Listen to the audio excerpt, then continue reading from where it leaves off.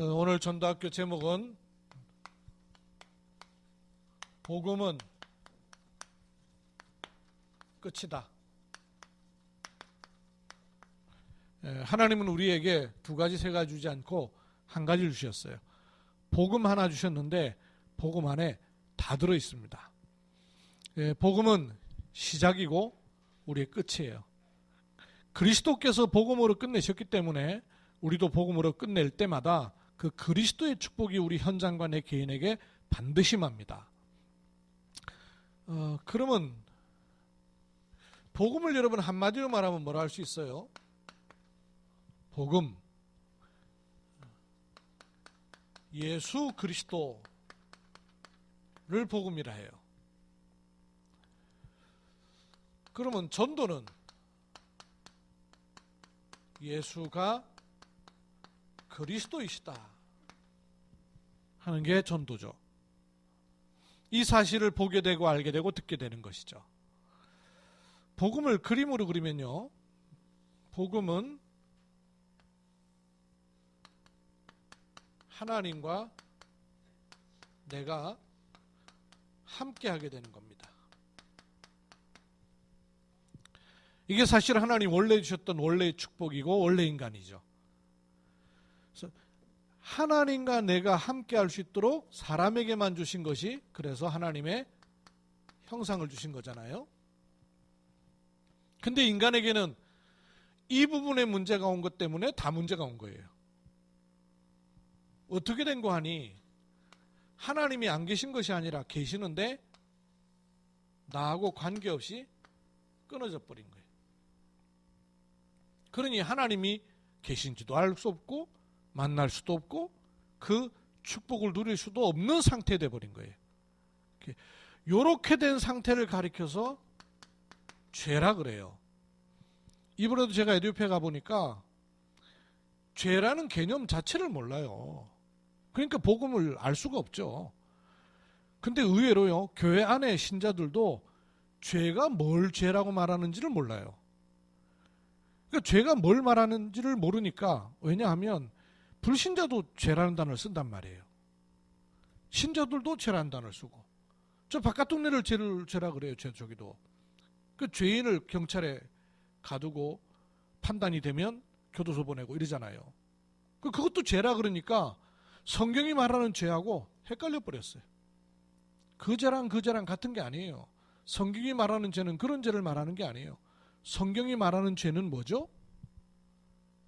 이 자리를 벗어났다. 그게 죄예요. 제 자리를 벗어난 게 죄예요. 인간이 있어야 될 자리가 이 자리예요. 제가 우리나라도 특히 그래야 되지만 해외 가면 반드시 설명을 해요. 표가 나도록 설명해 줘야 되니까. 우리 옆에 통역이 캐롤 강군이 데리고 가거든요. 이 죄 설명하더라고. 내가 강군이 머리카락을 몇 번을 뽑으면 되니까요. 그 아가씨 이 머리카락이 이렇게 붙어 있으면 얼마나 예쁘고 아름다운지 몰라요. 근데 그 머리카락 뽑아가지고 반찬에 들어가 보세요.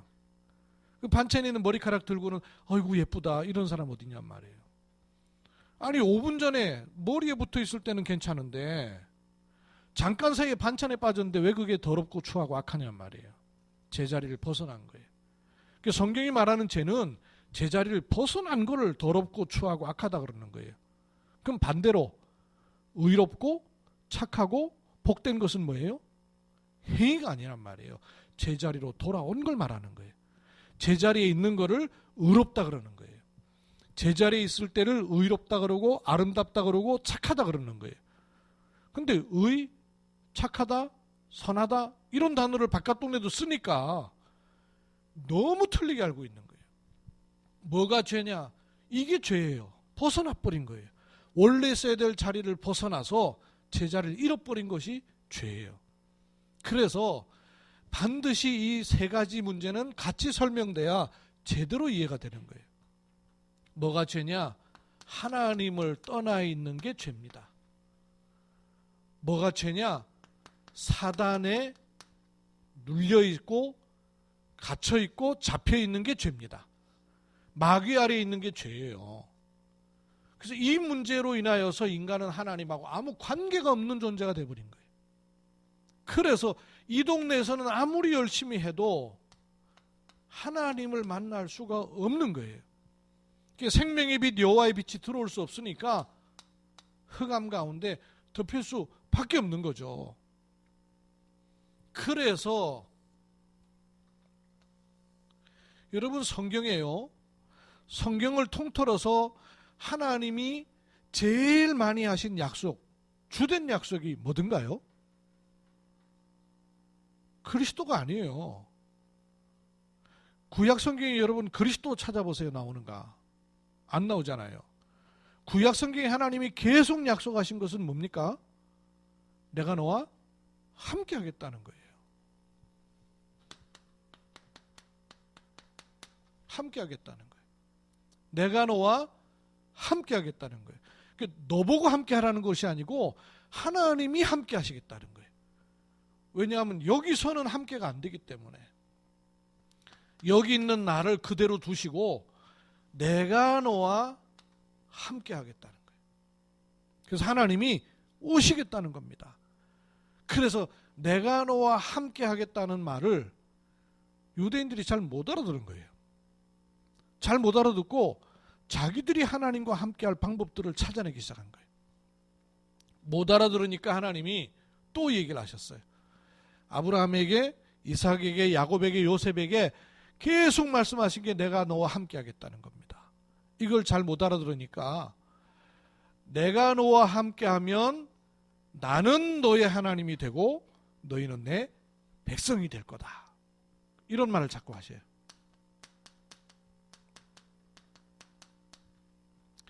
나는 너의 하나님이 되고, 그래서 하나님 자신을 뭐라 그러냐면 나는 여호와 내 하나님이라. 나는 전능한 내 하나님이라. 이렇게 말씀하시는 거예요. 하나님이 이렇게 함께 하시겠다는 걸 말씀하신 거예요. 이걸 못 알아듣고 유대인들은 여기서 스스로 함께 하려고 하나님과 함께 할 수 있는 방법을 찾았어요. 할 수 있는 거 해야 된다. 448개 찾고, 하지 마라. 매일 365일 이렇게 찾아가지고는 618가지 율법을 만들어내서 스스로 하나님하고 함께 하려고 애를 쓴 거예요. 그래서 이 만든 게 유대 종교를 만든 거예요. 그러나 이것으로는 이 세 가지 인생의 근본 문제가 해결되잖아요. 그래서 함께 하시겠다고 약속하셨던 그분이 에베소서 1장 14절에 보니까 그리스도는 하늘의 것과 땅의 것을 통일시키시니라. 그 통일시키려면 뭐가 해결돼야 돼요? 이게 해결돼야 되는 거예요. 그래서 사단의 권세를 꺾는 참된 왕으로, 죄 문제를 해결하는 참된 제사장으로, 하나님 만나는 길 여신 참된 선지자로 오신 것입니다.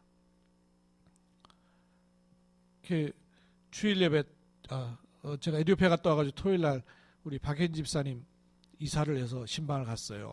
신방을 가서 마침 이제 그렇게 기도하면서 캠프로, 이사 캠프로 양가 부모님을 다 이렇게 모셔놨어요.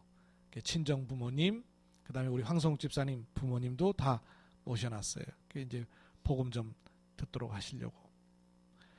이제 마침 우리 박현 집사님 부모님 먼저 오셨길래 신앙생활을 지금 하고 계시니까 어떻게 시작하셨어요? 이렇게 여쭤보니까 세상에 선교사님한테 복음을 받으셨대요. 그래서 아니 어떻게 선교사님께 복음을 받으셨나 여쭤보니까 몸이 너무 아프셔가지고 도움을 못 받다가 부산에 어디 도와주는 병원이 있다고 그래가지고 갔는데 그 병원이 일신 부인병원이었어요. 이거 메시지가 있잖아요. 그냥 귀가 번쩍 뜨는 거예요.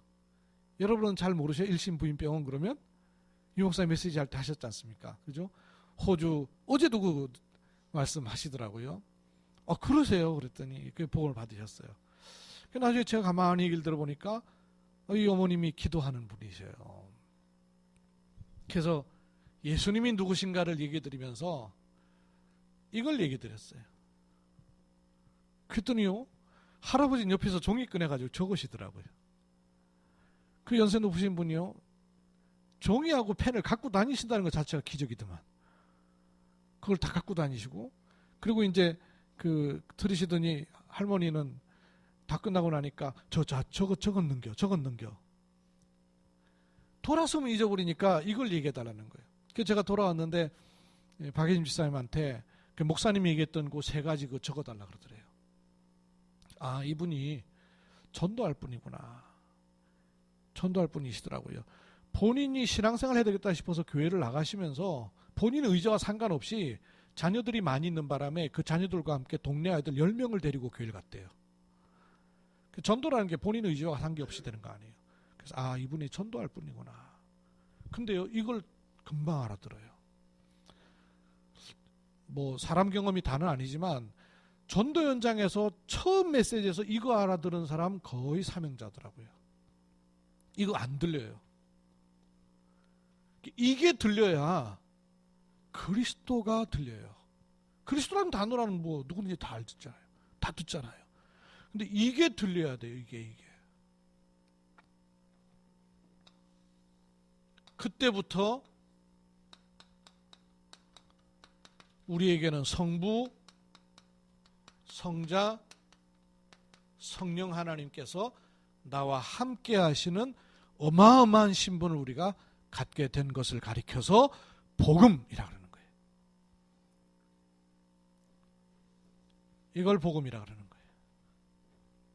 그러면 복음이면 끝입니다. 맞습니까? 복음 외에 더 필요한 게 있어요? 없어요. 그런데 이 복음을 몰라서 어떤 게 나오던가요? 종교 나오죠.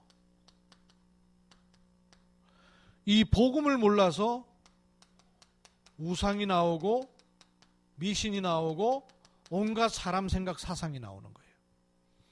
이 복음을 몰라서 사실은 이게 세상이 아니에요. 이것만이 세상이 아니란 말이에요. 하나님이 주신 세상은 사실은 이게 하나님 나라가 세상이었죠. 근데 이걸 잃어버린 거예요. 그래서 복음을 몰라서 하나님 없는 세상이 돼버린 거예요. 이 복음을 모르니까 나 중심을 절대 못 벗어나는 거예요.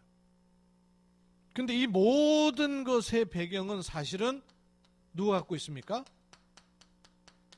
왕노릇하는 존재가 따로 있어요. 이래서 복음을 몰라서 멸망할 수밖에 없는 길로 가게 되는 거죠.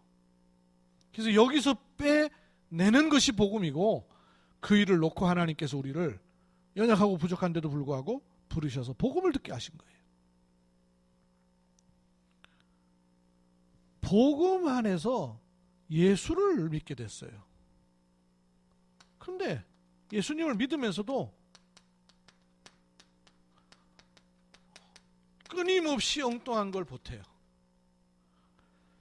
그래서 예수님께서 그리스도이신 것을 알리기 위해서 병자도 고치고 또 능력 있는 말씀도 주시고 많은 걸 행하셨는데 그것 자체가 목적이 아니었단 말이에요.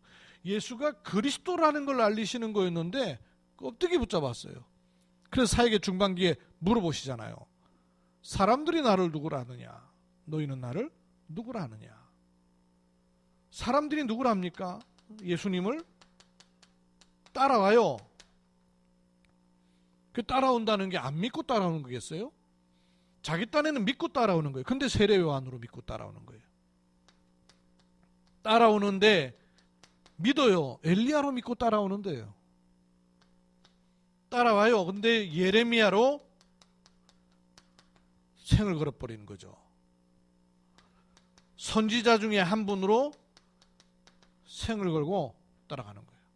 이게 엉뚱한 것인 거를 전혀 알지 못하는 거예요. 그런 면이 없는 건 아닌데 이게 잡혀버리게 돼요. 율법주의로. 지금도요. 아프리카 가면 전부 이렇더라니까요. 신비주의로. 전부 엉뚱한 것을. 예레미야, 구제, 바계.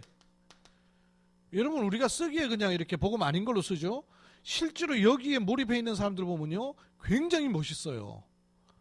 거의 복음 아닌 것인데도 불구하고 복음으로 완전 착각하게 만든다니까요. 종교주의로, 기독교 종교주의로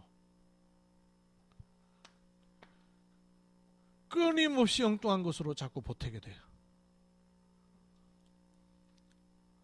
그런가 하면요, 복음을 말하면서도 표시 안 나게 보태지고 있다는 것을 모를 수 있어요. 표시 안 나게, 이런 거는 결과가 표시가 나요. 근데 이건 표시 안 나게 자꾸 보탤 수 있어요. 분위기로, 감정으로. 이게 분위기가 괜찮으니까 자기도 잘 믿는 줄 알아요. 감정이 그러니까 이게 그런 줄 알아요. 열매로, 증거로.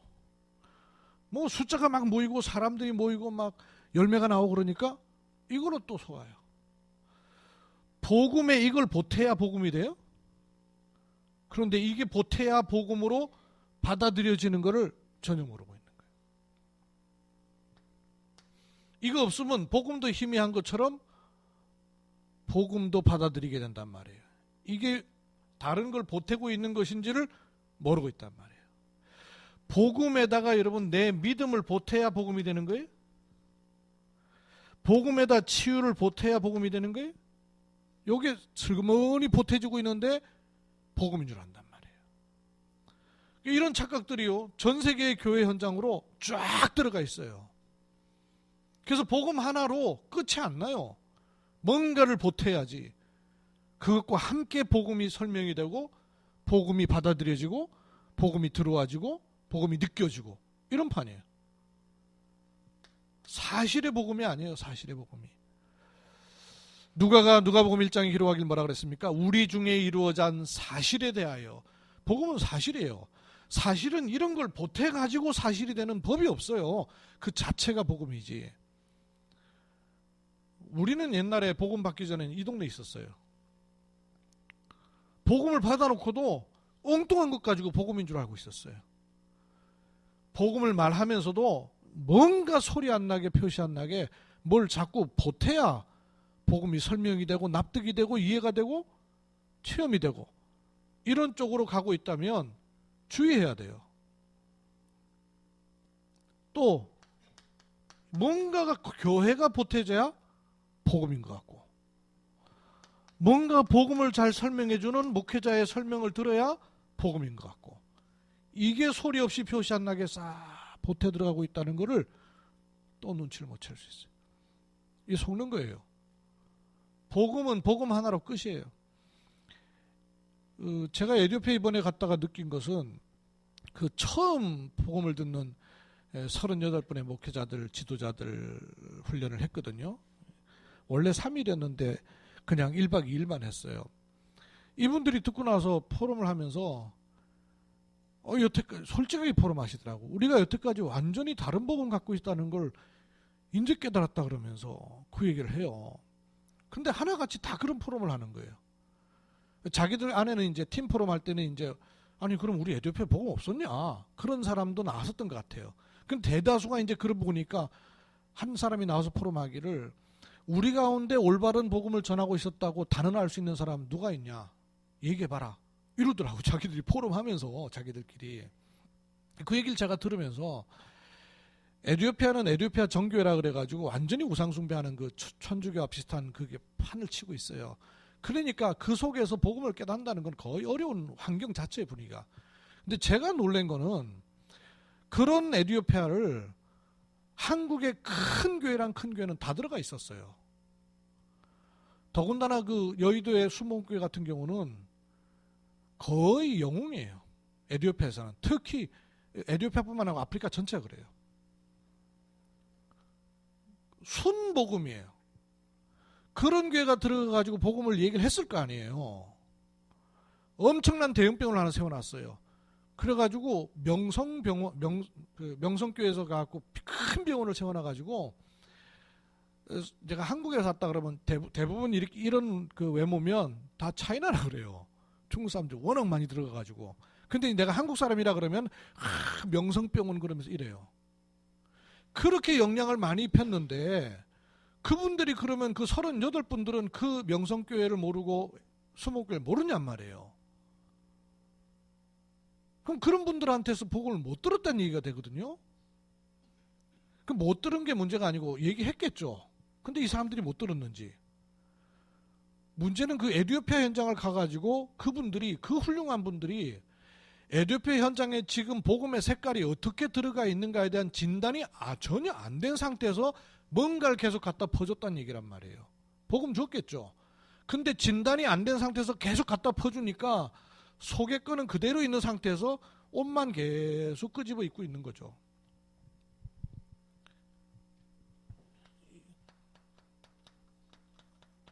색깔이에요, 색깔. 그 초창기 때 이제 전도운동 하면서요. 여러분 어떠신지 모르지만 유 목사님 이렇게 메시지를 계속 들으면, 그래, 복음은 저런 건데, 이런 마음이 계속 들더라고요. 저런 게 복음인데, 저게 복음인데, 완전 나는 종교에 있었네. 복음 쪽으로 내가 가야 되겠다는, 하나님이 내게 복음 주셨다는 마음을 계속 주시더라고요. 근데 훌륭한 분들 메시지를 들어보면, 야, 저분 대단하네, 이런 생각이 들어요. 야, 진짜 저분은 잘 깨달았네. 야, 진짜 저분 교회는 진짜 정말 참 대단하네, 이런 마음이 자꾸 들어요. 색깔이에요, 색깔. 그래가지고 복음에 뭔가가 자꾸 보태주고 있다는 거를 본인들도 모르셨겠죠. 그렇게 한 결과 지금 보니까, 제가 에티오피아를 가서 보고 나니까, 저 여의도 순복음교회 목사님 그 후대에 지금 저렇게 교회가 어려워지고 사회적으로 아주 어려움을 당하고 있는 이런 상황이 올 수밖에 없구나 하는 그런 생각이 제가 드는 거예요. 우리도 모르게 복음이요, 자꾸 보태집니다. 이걸 안 하는 바람에. 여러분, 우리 가운데 누구라도 우리를 만나고 복음이면 끝이구나, 이런 고백이 나오는 사역과 팀 사역과 현장이라 해야 돼요. 복음에다가 뭔가가 자꾸 보태져서 복음이 설명되고 완성되고 그게 복음이라고 판단되는 쪽으로 가지는 쪽으로 우리가 방향을 잡고 있다면, 시간이 더 지나고 나면 어떻게 되겠냔 말이에요. 그래서 예수는 그리스도이시다, 이게 복음이에요. 근데 우리 신앙의 발판은 이게 1번이 아니에요. 우리 신앙의 발판의 1번은 뭡니까? 우리 신앙 발판의 1번이 뭐예요? 신자 신앙 발판의 1번이 뭐예요? 이게 1번이 아니에요. 1번은 하나님의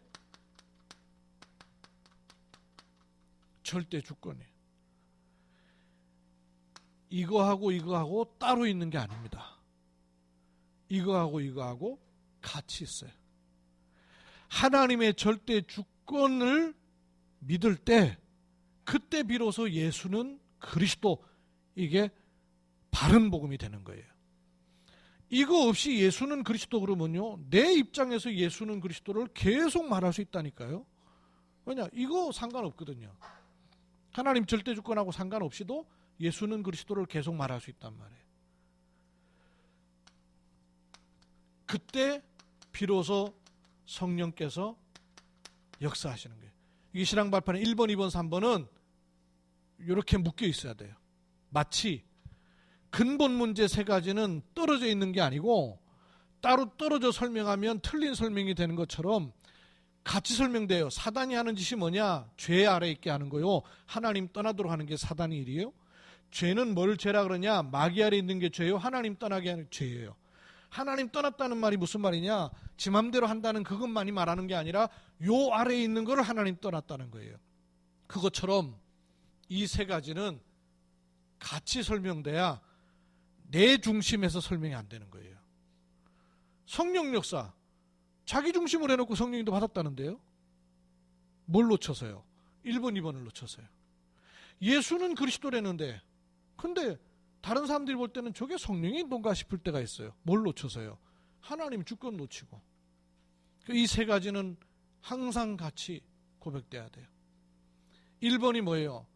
모든 부분, 모든 일, 모든 사람, 모든 현장에 하나님의 계획이 있는 절대 주권 속에 허락하신 거예요. 그거는 맞는데 나하고는 너무 멀어요. 그래서 그 사이를 메꾸는 게 뭐냐? 그리스도예요. 마치 이와 같이 떨어져 있는 하나님의 계획은 너무 맞는데 나는 동떨어져 있어요. 그래서 이 사이를 연결시키는 일이 뭐냐? 그리스도예요. 그때 어떤 일이 일어나죠? 그리스도 고백할 때 성령이 역사하시는 거예요. 이 세 가지는 항상 같이 봐야 돼요. 이 세 가지를 같이 못 보는 바람에 우리도 모르게 이런 과정으로 또 갈 수 있어요. 시간 지나면. 그래서 복음이 끝이란 단어를 모르고 못 쓰는 사람은 아무도 없어요. 그러나 그것이 내 현장에서는 요 세 가지 고백 속에서 같이 보여줘야 돼요. 나는 하나님 절대 주권을 믿습니다. 예수님은 그리스도이십니다. 성령은 반드시 역사하십니다. 이 축복 아래에 있는 우리 전도학교 RUTC 한빛병원인 줄로 믿습니다. 기도합니다. 하나님의 은혜를 감사드립니다. 우리를 하나님의 절대 주권 속에 있게 하시고 그리스도 예수로 말미암아 하나님의 나라 임하는 성령의 역사하심을 허락하심을 감사를 드립니다. 우리의 일평생뿐 아니라 오고 오는 세대에 주님 오시는 마지막 날까지 이 복음이 변질되지 않고 지속 증거될 수 있도록 우리를 허락하여 주시고 이 일에 쓰임받는 은혜 속에 있게 하심을 감사를 드립니다. 하나님 나라 임하는 언약 속에 있게 하심을 감사드리며 주 예수 그리스도의 이름으로 기도하옵나이다. 아멘.